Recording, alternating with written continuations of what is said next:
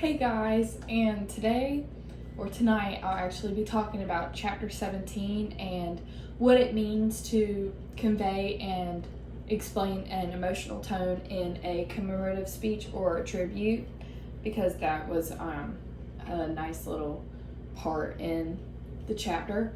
So I just want to start off by explaining that the emotional tone of a speech is when you convey an emotional reaction and receive one from the audience. So whether that be you letting the audience know that this is going to be an emotional talk, and so people can really get into that, or if the audience already knows what the speech is going to be about.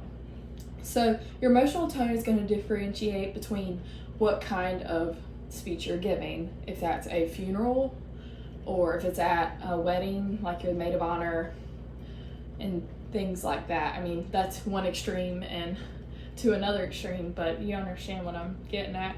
So the thing that helped me the most in the chapter that I wrote down in my notes was how I'm going to create the appropriate tone. I'm gonna keep it short, especially if I'm giving a speech that's only like 1 to 5 minutes.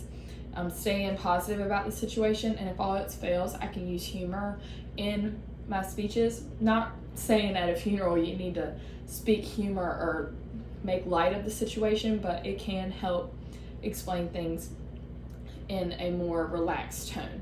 So I can also use magnification and identification, like the chapter said, to help kind of convey a deeper meaning and a more personal meaning to the speech. So kind of not so much on the top of the saying, but really getting underneath it and getting down deep to what the actual meaning is. And personally for me, what kind of tone I think a speaker should have when speaking at a tribute is an optimistic tone, because you always want to stay positive about the situation or the thing you're talking about, and not negative. You don't want to be negative about it. You don't want to say what's wrong with it. If you're making a tribute, you obviously want to say something positive and get positive feedback. Or a solemn or joyful tone would also help. So